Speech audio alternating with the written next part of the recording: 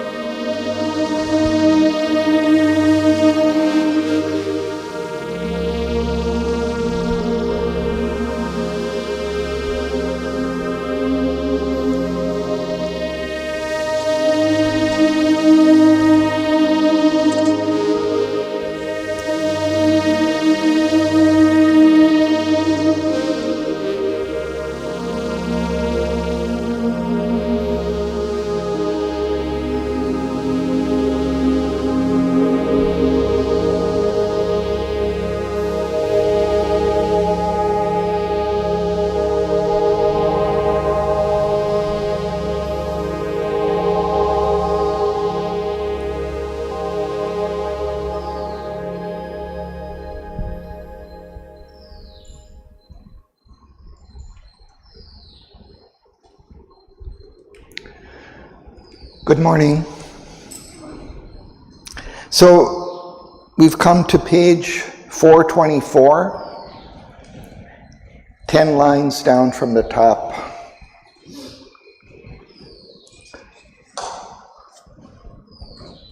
Savitri has returned to the palace to tell her parents that she has found her mate, Satyavan, and she's just about to tell this in the next reading. The heavenly sage Narad is present,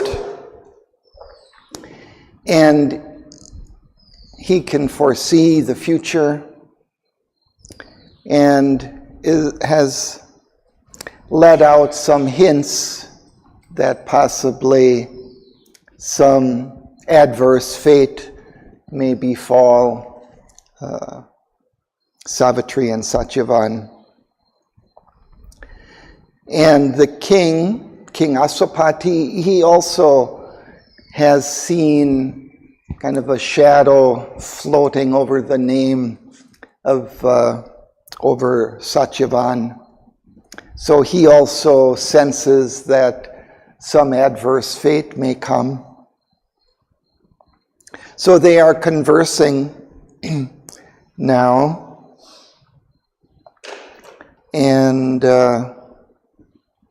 Narad has just asked why Savitri has gone out and on what mission, and how is it that she comes now kind of glowing with joy and happiness.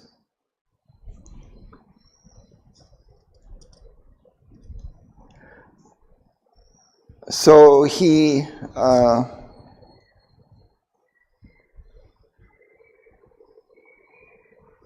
and then the king replies, explains briefly that she's gone out to seek her mate. And now he asks Savitri, reveal the name thy sudden heartbeats learned. Whom hast thou chosen, kingliest among men? So Savitri will answer now. And perhaps Margaret, would you like to read? 424, 10 lines down.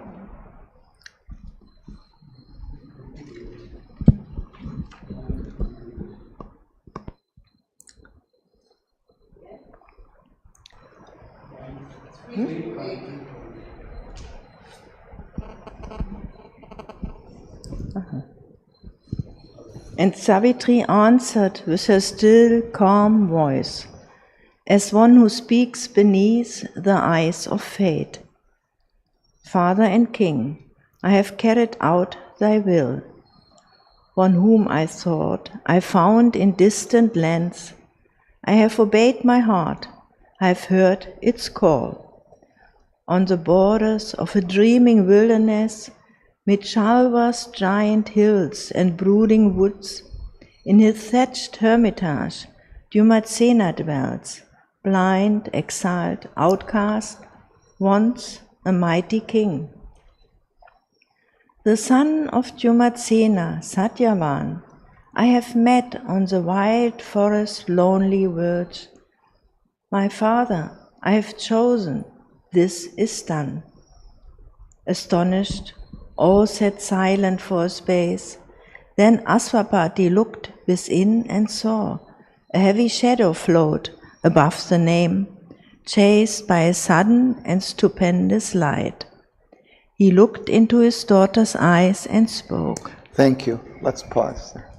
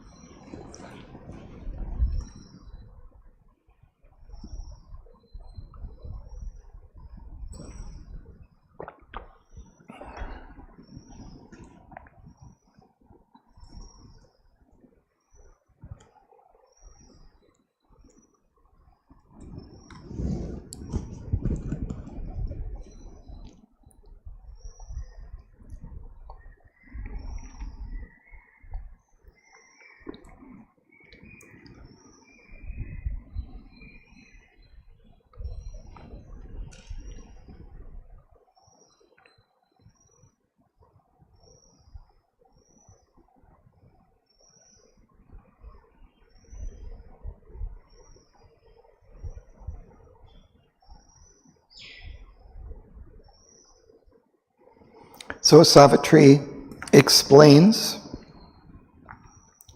that she has selected her mate, and she explains that she found him mid Shalwa's giant hills and brooding woods, and there in his thatched hermitage Dumatsena dwells, blind, exiled, outcast, once a mighty king.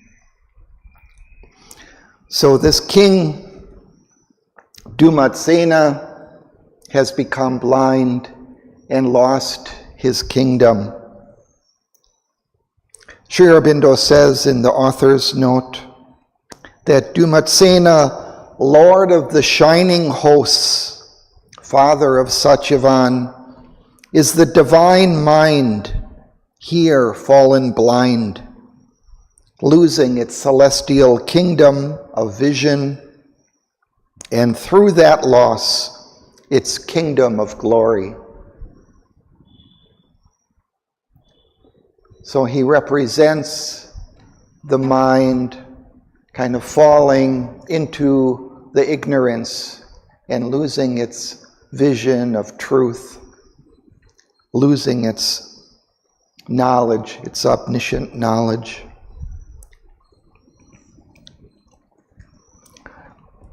So the son of King Dumatsena, Satyavan, Savitri has chosen. She has met him on the wild forest, lonely verge, right on the edge of the forest hermitage where they live. And she says, I have chosen, this is done. So she's very firm in telling her choice.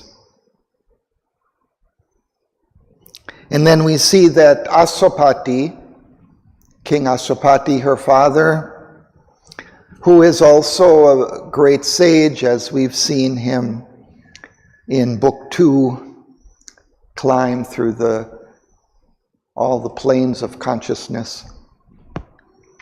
He sees a heavy shadow float above the name, chased by a sudden and stupendous light. So he sees a shadow, but also he sees a great light following behind that, chasing that shadow. So he has a sense of adverse fate, but also of something overcoming that fate. So he looked into his daughter's eyes and spoke. And Sudanya, could you continue? Line 329, when Savitri speaks, he says, as one who speaks beneath the eyes of fate. Yeah. What does it mean? Well, she speaks solemnly, understanding that it's a momentous occasion, a momentous decision. But we're in the book of fate, and so she maybe senses that there is, some great outcome that will follow from this decision. I don't know.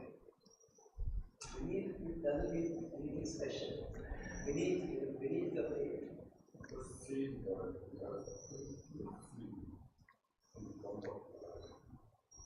No, just that,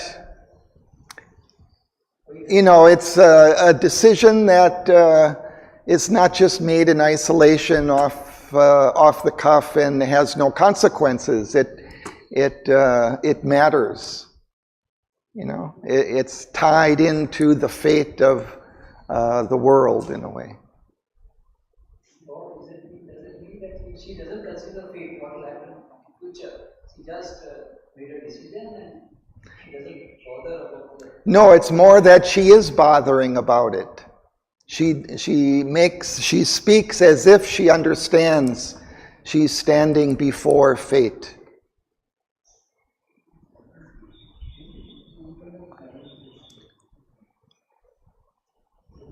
Okay. I have also a question. In line 3 to 9, as one who speaks beneath the eyes of faith. I mean, why it's choosing the word beneath? I know above the eyes of faith. Fate is above her, watching down, looking down upon them. No, fate is greater than any one individual. Fate is a cosmic force, let's say.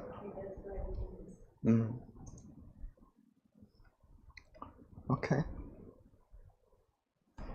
Well hast thou done, and I approve thy choice. If this is all, then all is surely well. If there is more, then all can still be well.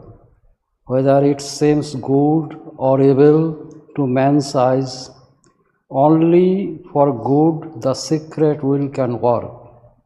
Our destiny is written in double terms. Though nature's contraries we draw nearer God, out of the darkness we still grow to light. Death is our road to immortality. Cry, oh, the world's lost voices well. Yet conquer the eternal good at last, then might the sages have spoken, but the king in haste broke out and stayed the dangerous word. O singer of the ultimate ecstasy, lend not a dangerous visions to the blind, because by native right thou hast seen clear. Impose not on the mortal's tremulous breast the dire ordeals that foreknowledge brings. Demand not now the Godhead in our acts. Here are not happy peaks, the heaven nymph's room, or Coelius or Vaikauntha, starry stair, abrupt jagged hills, only the mighty climbs are here where few dare even think to rise. Far voices call down from the dizzy rocks, chill, slippery, precipitous are the paths. Thank you.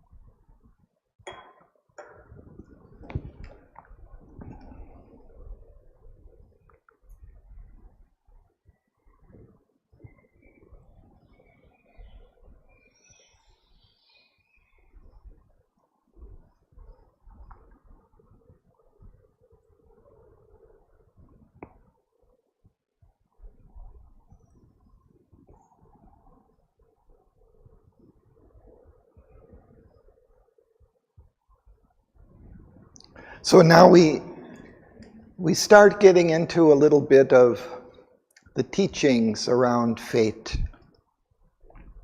First, King Asapati approves Savitri's choice. But then he says something very interesting about fate and about life and how things are arranged.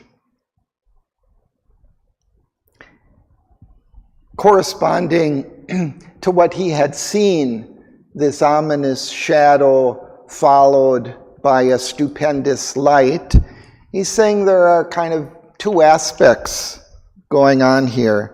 So first he says, if this is all her choice that she has made, if that is it, then everything is surely fine. If there is more, if there is maybe some shadow surrounding that, still things can be okay.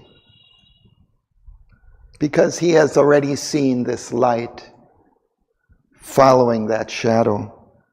And then he says, whether it seem good or evil to men's eyes, only for good the secret will can work. So he's explaining that things here in this world work out through this duality of good and evil. So always there seems to be these two aspects to life. But it is working out towards the good. That's what he asserts. Always only for good the secret will can work. Our destiny is written in double terms. Again, this good and evil. Through nature's contraries, we draw nearer God. So we're always moving towards God through all the good and adversities of life. Out of the darkness, we still grow to light. So this is one of the, I think, key messages or lessons about fate. Death is our road to immortality. Death, which we tend to see as the most adverse kind of fate, especially for someone young like Satyavan. Even that is only a passageway to immortality.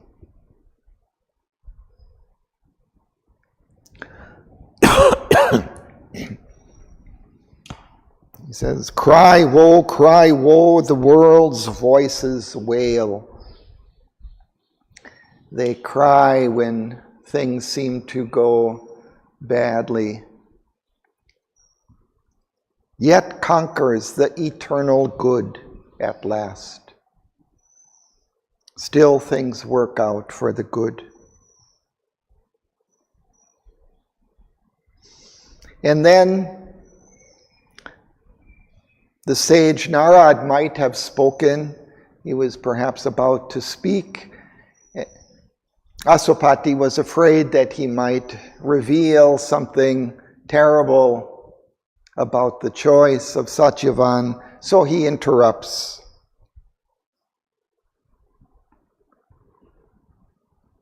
In haste, he broke out and stayed the dangerous word.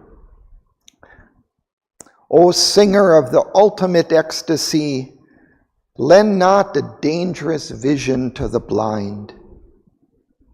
So he's saying, just because you can see into the future, don't lend your vision to us or to people who live blindly in the mortal mind.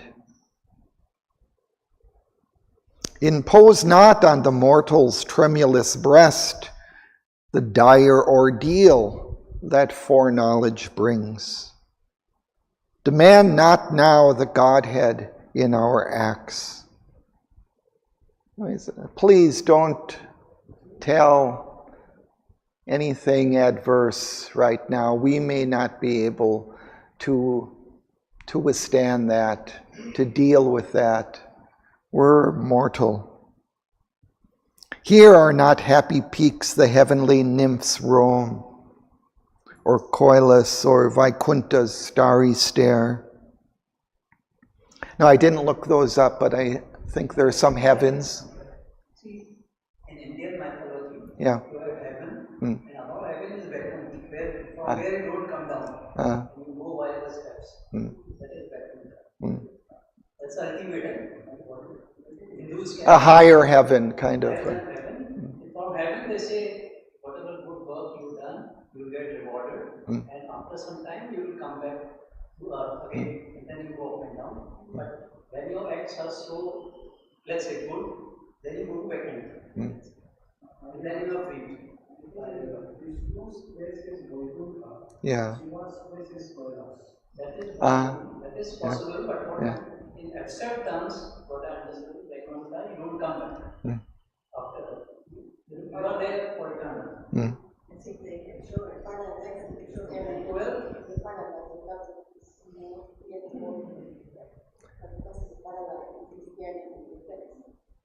So yeah, so there's a stairway of different worlds going up, and these are higher worlds, perhaps where Vishnu and Shiva live in these high worlds, perhaps near the overmind.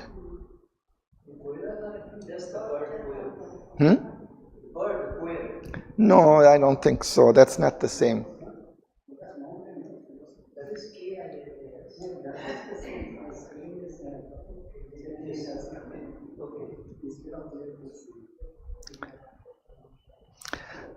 So in any case, what Asopati is, the gist of what he's saying is, those heavens are not here. We live in the mortal mind, and we can't see the vision of the heavens, but also we have not that kind of strength to be able to deal with the ordeals of possible future adverse fate.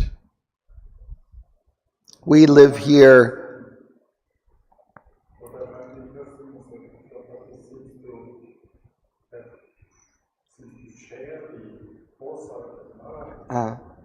Yeah, he has some sense of it. He saw this shadow and he saw this stupendous light chasing it. And we know from earlier in the poem, in Book 2, the heights of consciousness to which he has already climbed. So yes, I think he has also a sense of this. His level of foresight, Narad's level of foresight is higher than astrologers. Yeah. He just sees a shadow, something bad is happening. Yeah. But he thinks Narad knows exactly what will happen.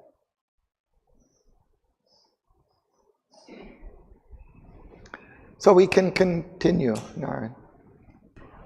Too hard the gods are with man's fragile race. In their large heavens they dwell, exempt from fate, and they forget the wounded feet of man. His limbs that faint beneath the whips of grief, his heart that hears the tread of time and death. The future's road is hid from mortal sight. He moves towards a veiled and secret face. To light one step in front is all his hope, and only for a little strength he asks to meet the riddle of his shrouded fate. Awaited by a vague and half-seen force, aware of danger to his uncertain hours, he guards his flickering yearnings from her breath. He feels not when the dreadful fingers close around him with a grasp none can elude. If thou canst lose her grip, then only speak. Perhaps from the iron snare there is escape.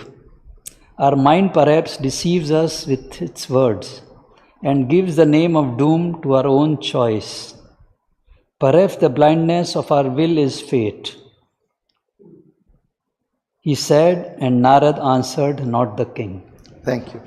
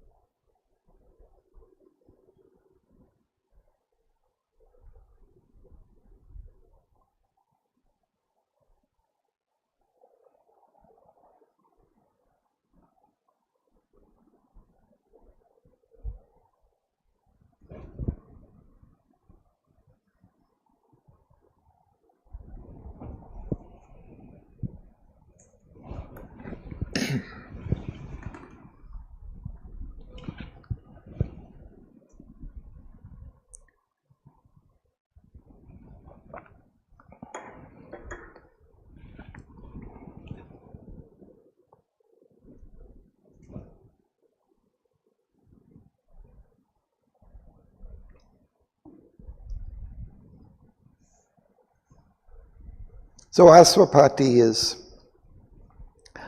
kind of complaining that the gods are far above the fate and they forget what it's like to be a human being.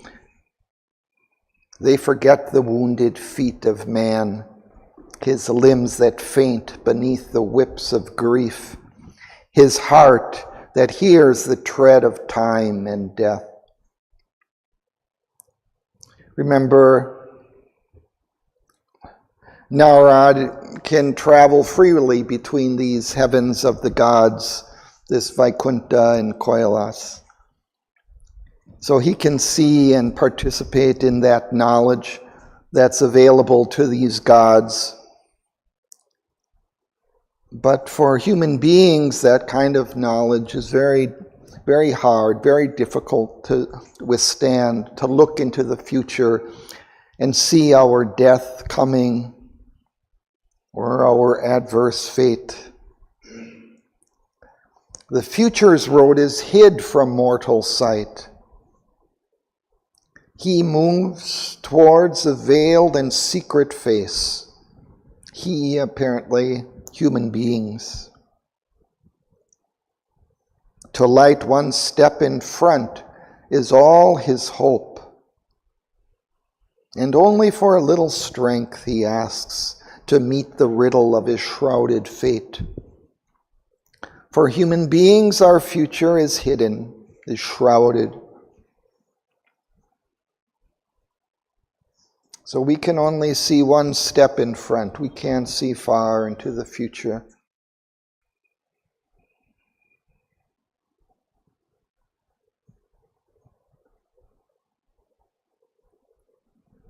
I'm touched by it that Auroville, when you say, expresses here so the fragility of human beings. His compassion. Compassion and his great quality is compassion for all. Mm. And I think we are often not aware of this for ourselves Yeah. and for others. Mm. It is only, I think, how we repeatedly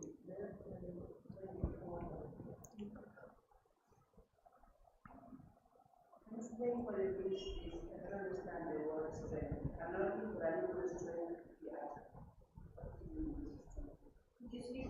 So, What it means that only for a little bit strength he asks. You don't know what it means. He's looking for strength. so human beings, they don't ask for almighty powers. They only ask for a little strength to meet their difficult lives, the daily things that happen to them in life.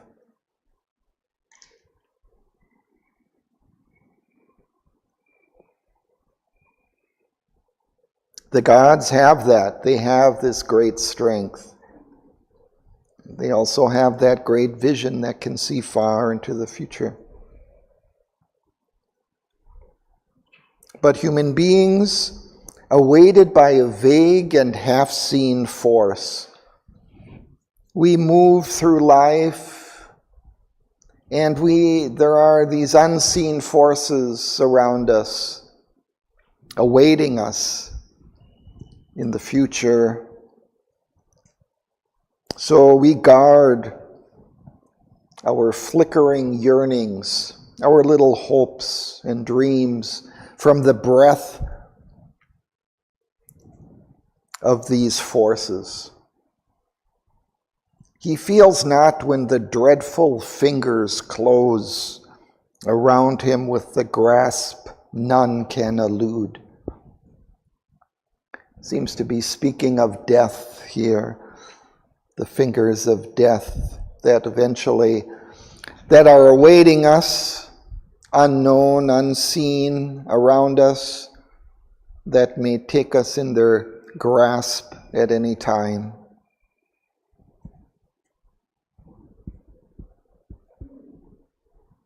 If thou canst loose her grip, then only speak. If you can loosen the grasp of these fingers of death, then speak. Otherwise, don't tell what's coming. And then he says something else quite interesting. He says, our mind perhaps deceives us with its words and gives the name of doom to our own choice.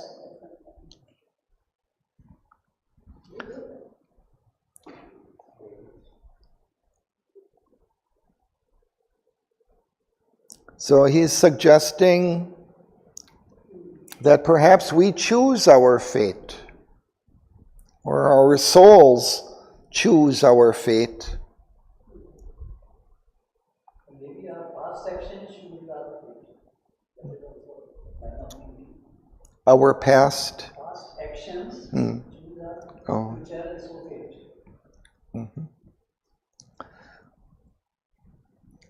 Our past actions would be like our karma, determining our present fate.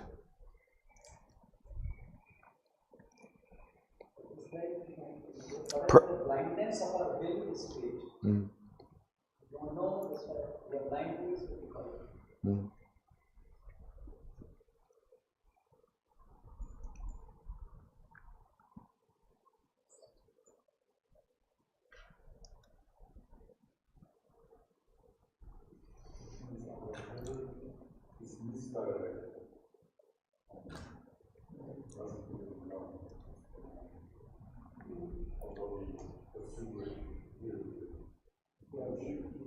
We think we make conscious choices.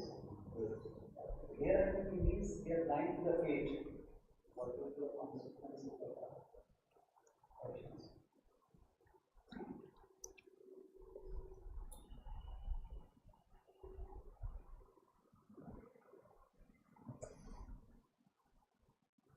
Then I find it interesting when you say that the way you explain it, our souls choose. But then it's I think about fate. It's more destiny. Yeah, I mean, we think of fate sometimes as adverse fate or an adverse destiny. So we give the name of doom, but it may be something that we've chosen. There might be this subtle distinction here between our mind and our soul, right? Our mind perhaps deceives us with its words and gives the name of doom to our own choice.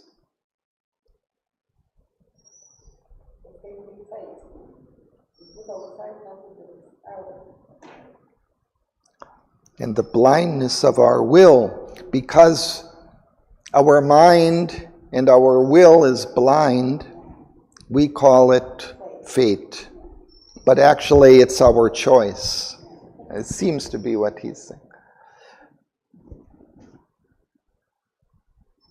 Ultimately, when our soul decided to manifest this world, we decided some fate. This is in the lives which we are leading. This could be one interpretation, but we're using capital F. So it may, just thinking, it may mean ultimately when we decided to enter into birth, what we decided at that time, our soul decided at that time. That's also one way of thinking. Yeah. I see also There have been great men doing great musician, and that's that of my fate. I'm just giving an example. We are able to respect this. Yeah, we're just getting some kind of suggestions about these things, and so everything is not spelled out exactly what this fate is at this point. Sri Aurobindo will explain much more in the coming canto about all of these things. Now we're just getting some hints about it. I think maybe that is expressed when people have the flash of their life, and they see that all makes a sense, or that which they could not understand before. But the soul behind is guiding understanding. So anyway, he says, please hold back, don't tell Perhaps it's not as terrible as it may seem. But now the Queen speaks. So we continue. He's saying Narad answered not the king. He didn't listen to king's advice. That's the last line.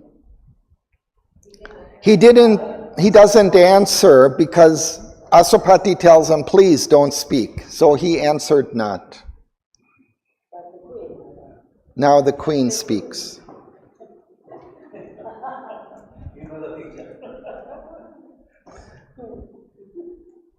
Okay, we'll continue. But now the Queen, alarmed, lifted her voice. O seer, thy bright arrival has been timed to this high moment of a happy life. Then let the speech benign of griefless fears confirm this blithe conjunction of two stars and sanction joy with thy celestial voice. Here drag not in the peril of our thoughts.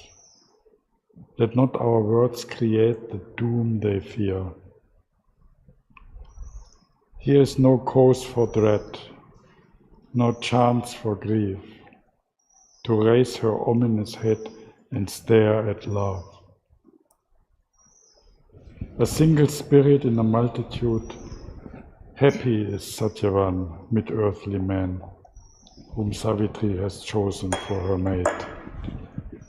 And fortunate the forest hermitage, where leaving her palace and riches and a throne, my Savitri will dwell and bring in heaven.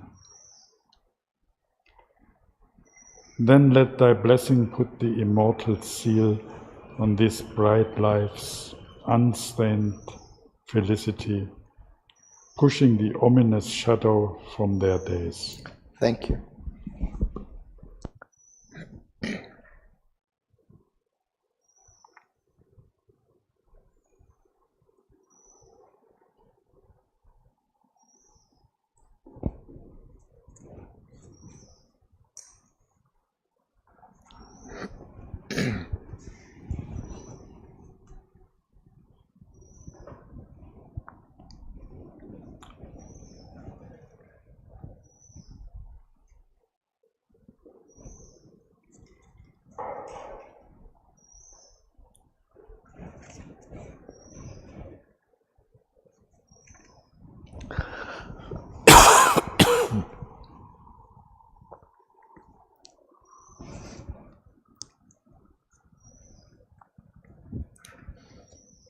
So the Queen is becoming alarmed, worried by some of these words of Narad and Asupati about doom and all of this. So she says, perhaps, Narad, your arrival here has been timed.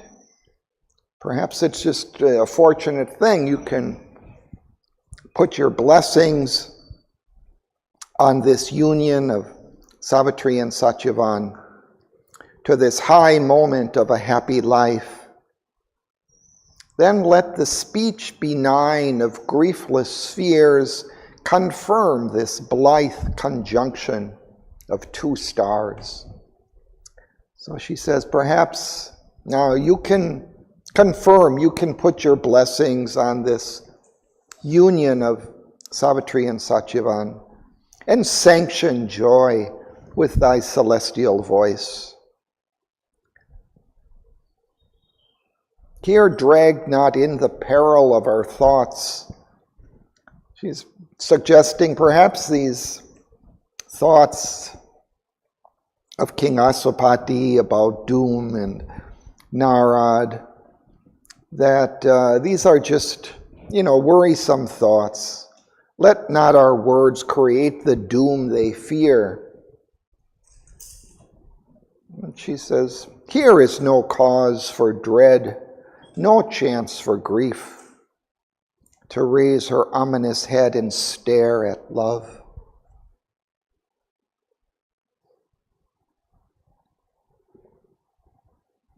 She's asking him, just please bless this union. Don't bring in all of this doom and gloom. And then she speaks of Satyavan, a single spirit in a multitude. Happy is Satyavan mid earthly men, whom Savitri has chosen for her mate. And fortunate the forest hermitage, where leaving her palace and riches and a throne, my Savitri will dwell and bring in heaven.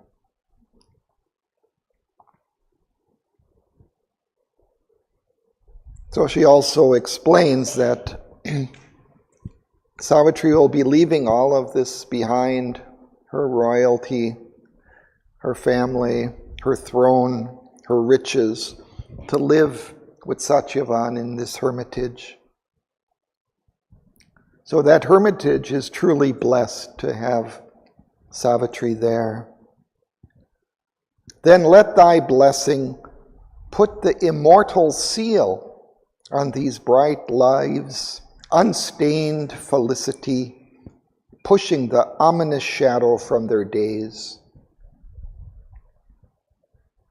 With thy blessing, you can push any possibility of adversity away.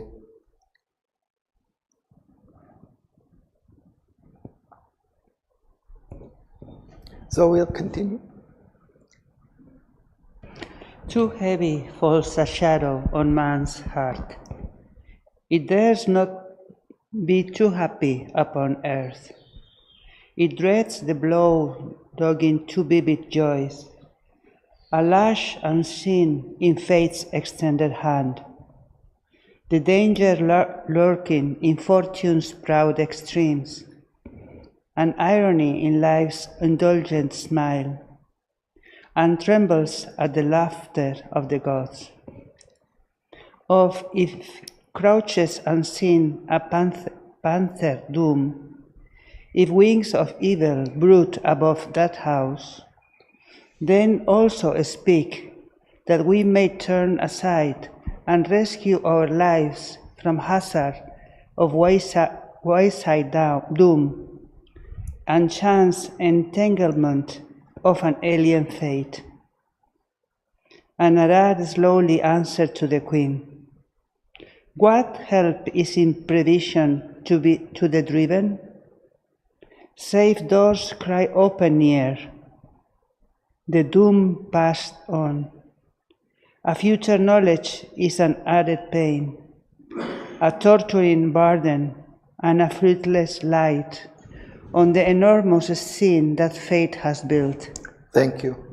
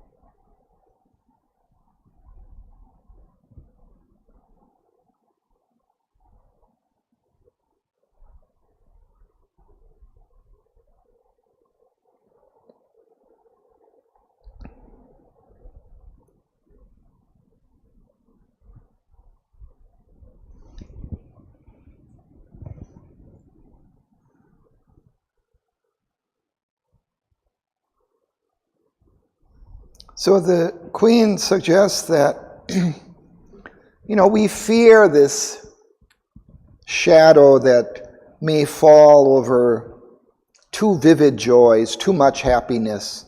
Often when things are going very nicely, very well, then a shadow of that, the opposite of that, tends to intervene and cut it short. So when things are going very great, then people worry. When is it going to end? When is the other foot going to fall? It dreads the blow dogging two vivid joys. Dogging here is following like a dog. A lash unseen in fate's extended hand. It's as if we don't see the whip of fate that may come at any moment. The danger lurking in fortune's proud extremes, an irony in life's indulgent smile. When we smile too much, too indulgently, then we worry. There's an irony in that. And we tremble at the laughter of the gods.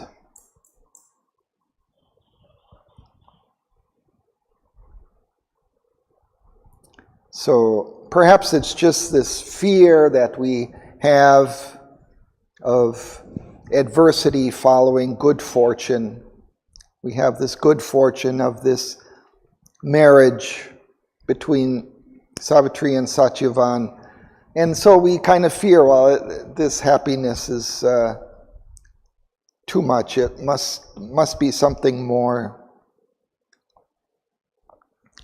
But then she says, or if crouches unseen a panther doom, or if there is a true doom awaiting them, if wings of evil brood above that house, Satyavan's house, then also speak, that we may turn aside and rescue our lives from hazard of wayside doom. Tell us if there is a danger, then we can turn away from it and avoid it.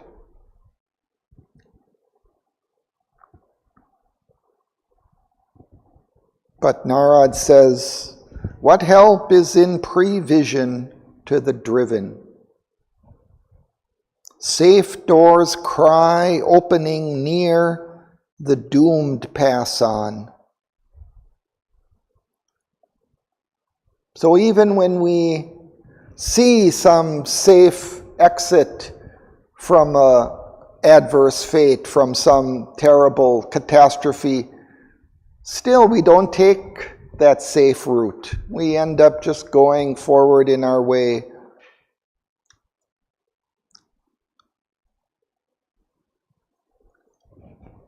People are driven.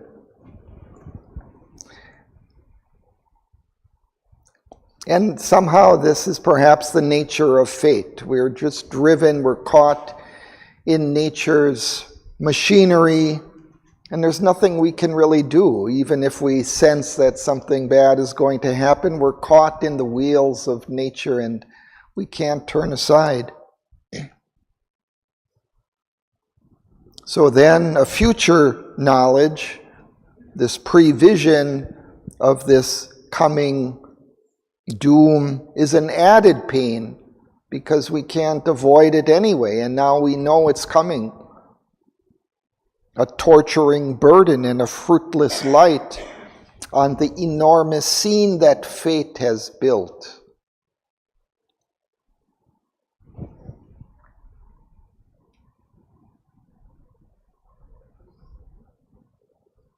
This vision, knowledge of the future can also be a great burden, apparently, because it sees the terrible catastrophes that will come.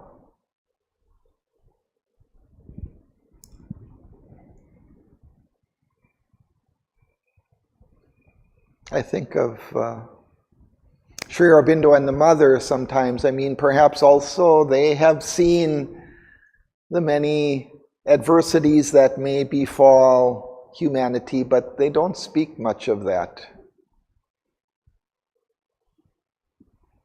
Because what good would come of it? We'd still go through it, and then we'd fear it as well. In a way, our blindness, our ignorance of the future is a blessing, perhaps, since we can't really change it anyway.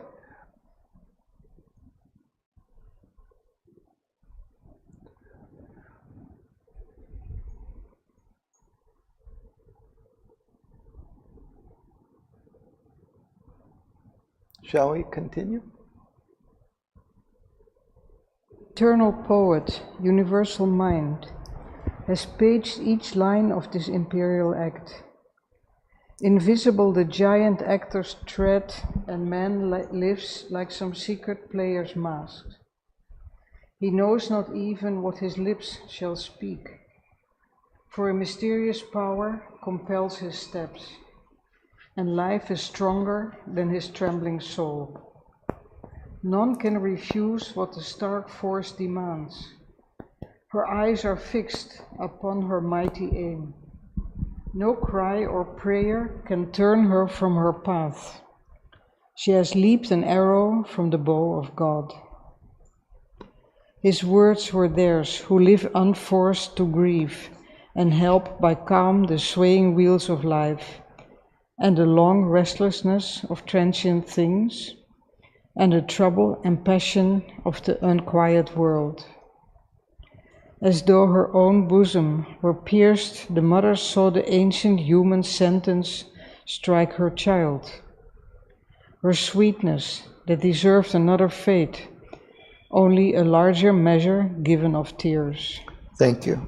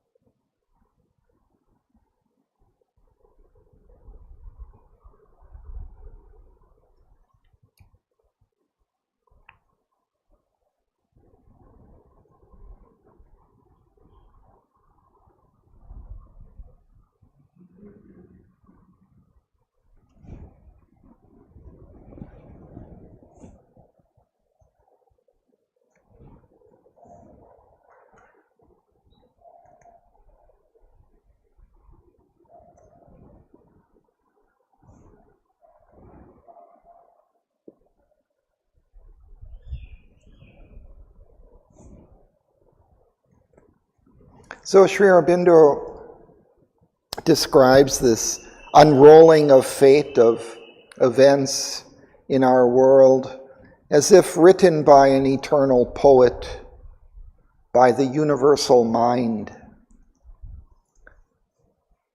And it's as if he's written each line of this action that's unfolding through time. And invisible the giant actors tread. So there are invisible actors moving, playing out the events of the world and of life. Invisible giant actors. Perhaps these are like cosmic forces or invisible beings behind.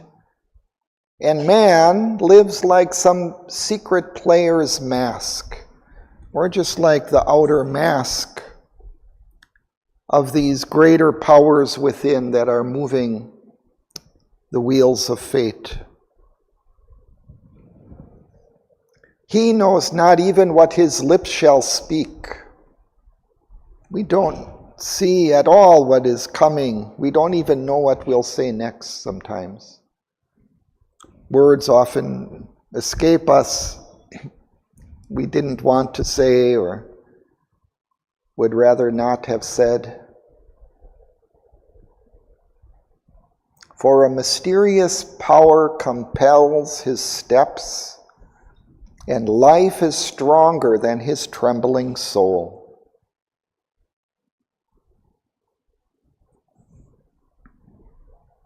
So there are greater forces at work behind, moving us, moving our actions, our words.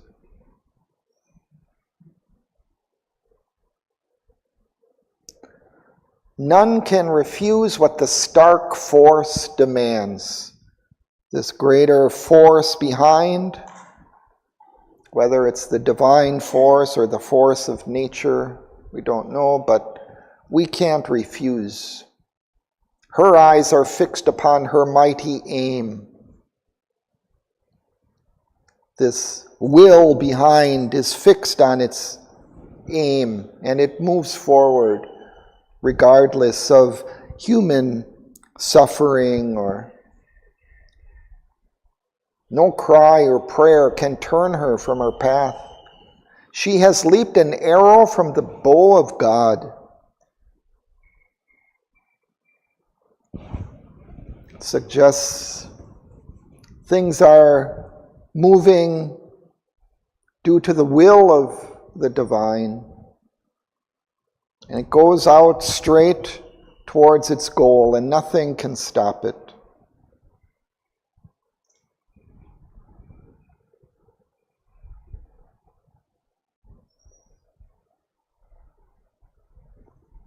His words were those who live unforced to grieve.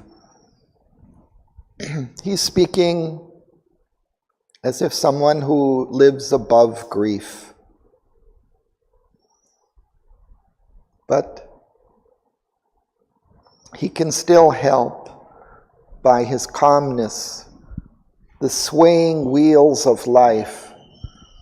Our wheels are kind of wobbling due to the difficulties of our life and the long restlessness of transient things and the trouble and passion of the unquiet world.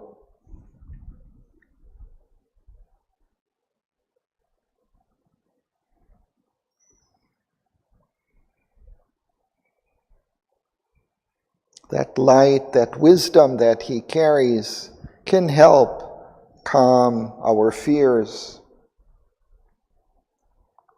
But the queen is not affected so positively. As though her own bosom were pierced, the mother saw the ancient human sentence strike her child. Her sweetness that deserved another fate, only a larger measure given of tears. So she senses in his words that Savitri would not turn away from her fate even if she knew it was adverse, even if she knew doom awaited her. That's what he's suggesting. She is driven by her fate. She cannot turn away from it. So, therefore,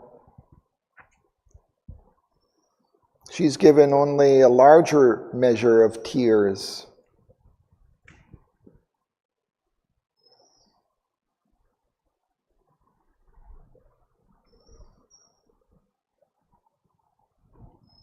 Okay, we continue.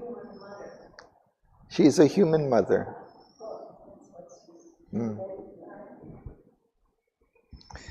Yeah, he'll explain a little more, I think, about her nature in the next passage. Aspiring to the nature of the gods, a mind proof armored, mailed in mighty thoughts, a will entire cushioned behind wisdom's shield, to still heavens of knowledge she had risen. Though calm and wise and Aswapati's queen, human was she still, and opened her doors to grief. The stony-eyed injustice she accused of the marble godhead of inflexible law, nor thought the strength extreme adversity brings to lips that stand erect and front the world power. Her heart appealed against the impartial judge, taxed with perversity, the impersonal one. Her tranquil spirit she called not to her aid, but as a common man, beneath his load, grows faint and breathes his pain in ignorant words, so now she arraigned the world's impassive will. Let's pause there. She's about to speak. So here Sri Aurobindo describes her.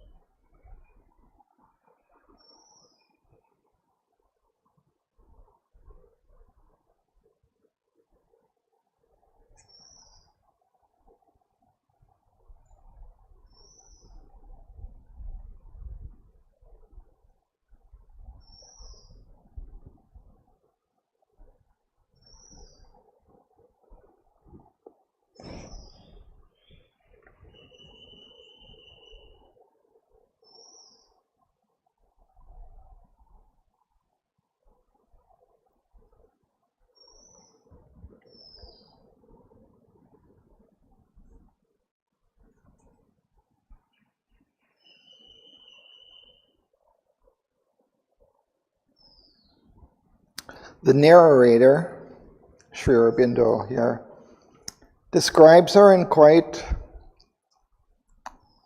admirable terms, that she's aspiring to the nature of the gods, that she has a mind proof armored, mailed in mighty thoughts. So she has a strong, invulnerable mind. Mailed. Mail is like armor, flexible armor that the ancient soldiers would wear. So her mind is like suited in that armor, in mighty thoughts.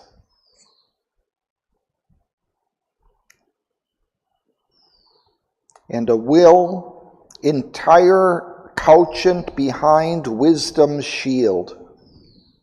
So it's as if her will is crouching behind her wisdom.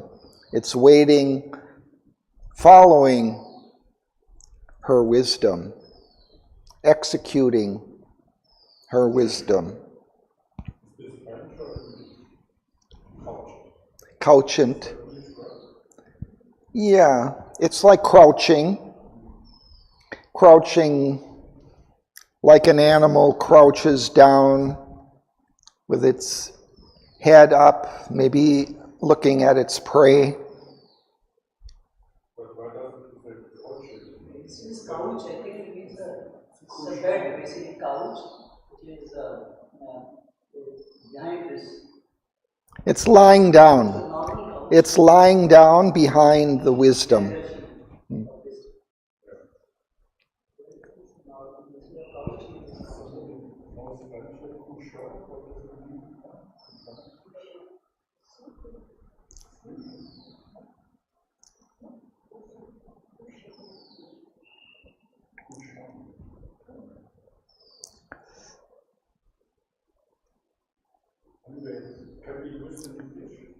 I think so.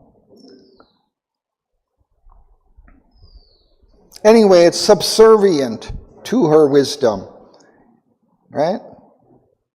It waits upon her wisdom before acting.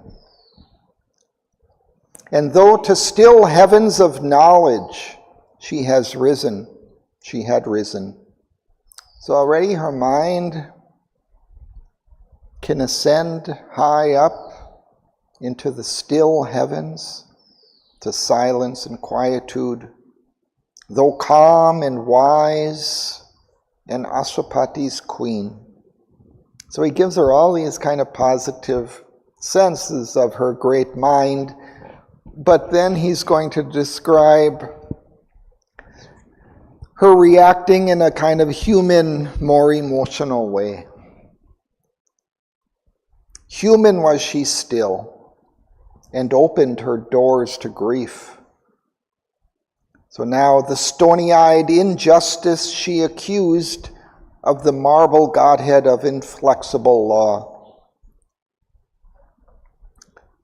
So the laws of fate, of nature, she's accusing of injustice.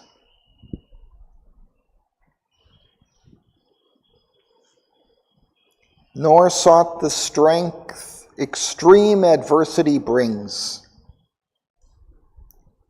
So sometimes when we're faced with extreme adversity, it can bring up also a great strength within us, from deep within, in order to confront and overcome that fate. So that she wasn't seeking. To lives that stand erect and front the world power. In a way, this is describing Savitri. Her heart appealed against the impartial judge, taxed with perversity, the impersonal one.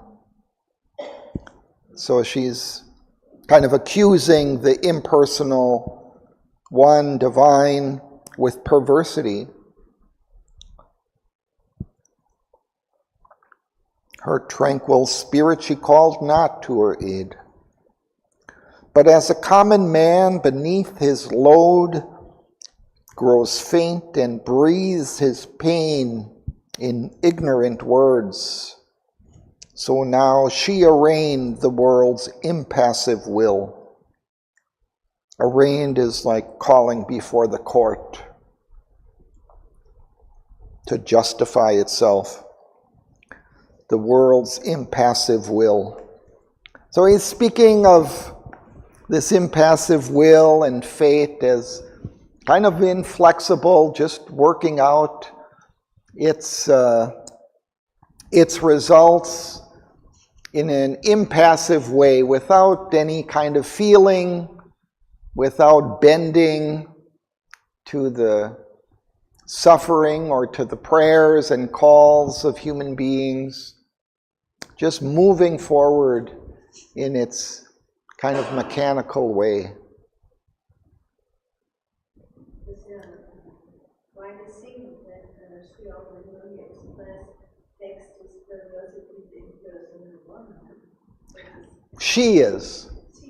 Yeah, her heart, her kind of human heart, is the kind of accusing. Taxing is, in this sense, kind of accusing the impersonal divine with perversity, because things are not always so beautiful in the world, no?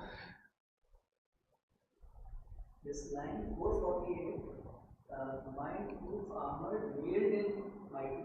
You said mailed is something else. Mailed is armor.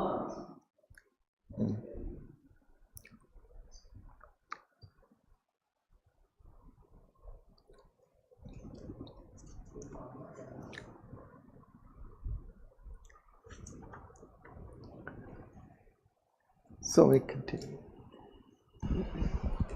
What stealthy doom has crept across her path, emerging from the dark forest's soul and heart? What evil things stood smiling by the way, and wore the beauty of the Shalva boy? Perhaps he came an enemy from the past, from her past, armed with the hidden force of ancient wrongs, himself unknowing, and says her unknown. Here dreadfully entangled love and hate, meet as blind wanderers meet the perils of time. Our days are links of a disastrous chain. Necessity avenge casual steps. All cruelties come back unrecognized. The gods make use of our forgotten deeds. Yet all in vain the bitter law was made. Our own minds are the justices of doom. From nothing have we learned, but still repeat our stark misuse of self and other souls. They are dire alchemists of the human heart, and fallen from his ethereal element. Love, darkness, of the spirit of nether gods. Thank you. Let's pause there. Gods.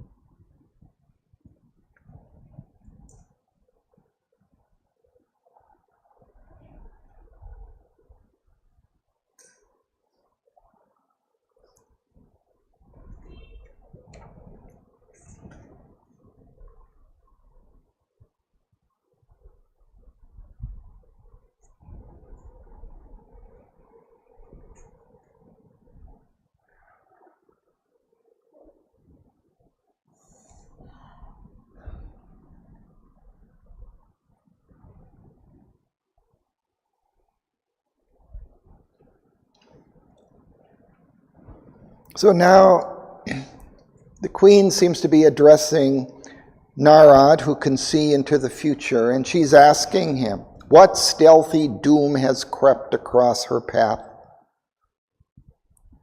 What is it that has come, emerging from the dark forest's sullen heart? What evil thing stood smiling by the way and wore the beauty of the Shalwa boy?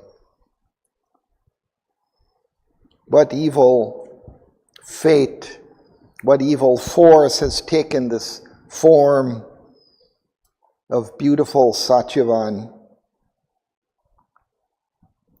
Perhaps he came an enemy from her past, armed with a hidden force of ancient wrongs. So she's starting to refer back perhaps to their karma, Savitri and Satyavan's karma. Perhaps he was an enemy from a past life, armed with a hidden force of ancient wrongs. Perhaps he was wronged and is seeking revenge or something from the past, himself unknowing, and seized her unknown. They themselves, Savitri and Satyavan, may be completely unaware of all of this, but something in their past has brought them together in order to work out some terrible balancing of karma. Here, dreadfully entangled, love and hate meet us, blind wanderers, mid the perils of time. Love and hate can be entangled with one another. Sometimes love can turn into hate, or hate can turn into love. It's as if there's a single force behind that gets divided in that duality. So they're often entangled in our lives, and they might have met blind wanderers mid the perils of time. Our days are links of a disastrous chain. Again, this karma is linking our acts to the past. All is a link in the chain. Necessity avenges casual steps. So even this necessity of karma, I guess, may avenge our simple casual steps. Old cruelties come back unrecognized.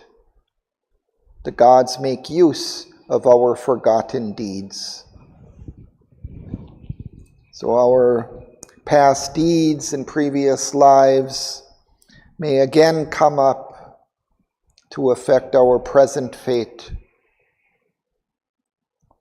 Old cruelties may come back into the present.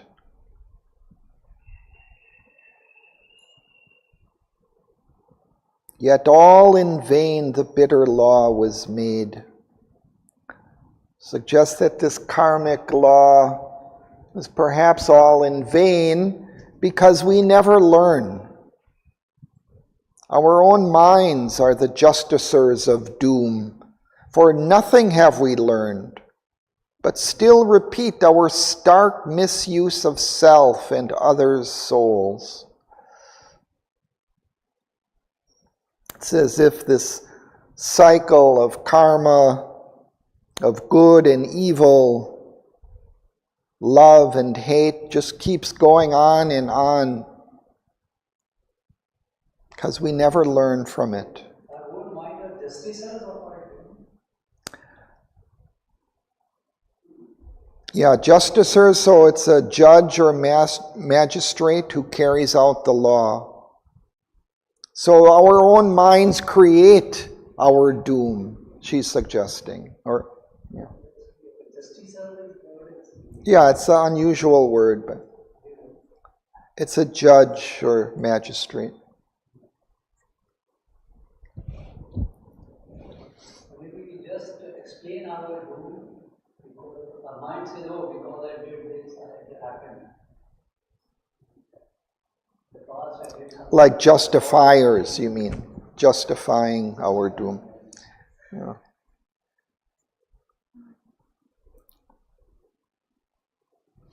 But I think it's more active, like that we're carrying out our doom, because we just continue. We don't learn from our mistakes.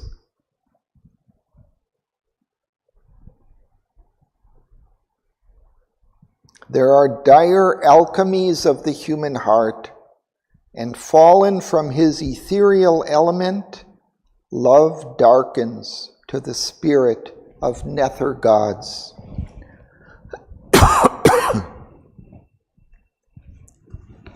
So love has fallen from its divine heights here in our world. And it's undergone an alchemy, a change. It darkens to the spirit of nether gods. It takes its opposite forms. Love turns into hate, cruelty.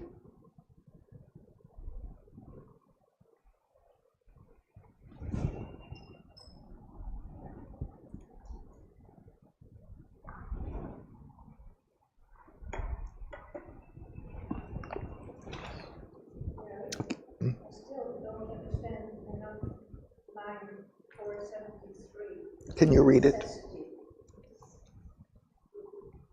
Necessity advantage special steps. Mm. Is that what the faith is? Is that what she believes? Necessity. So I think it's this chain of karma. It's this unrolling of fate.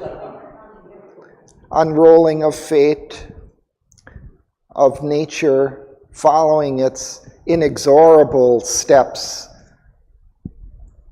So it avenges casual steps. So it's like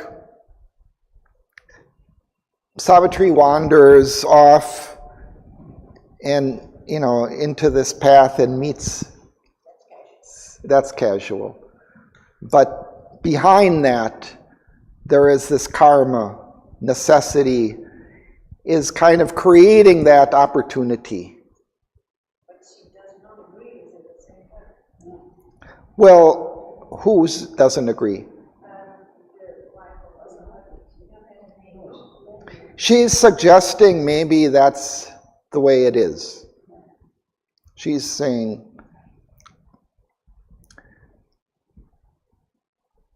yeah, she's kind of, because she says, because it's,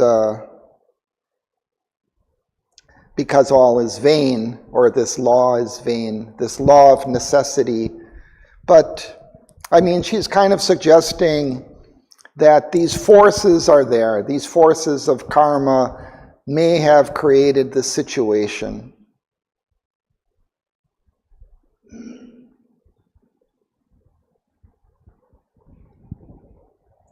But I think she's still hoping that Narad can change all of this, but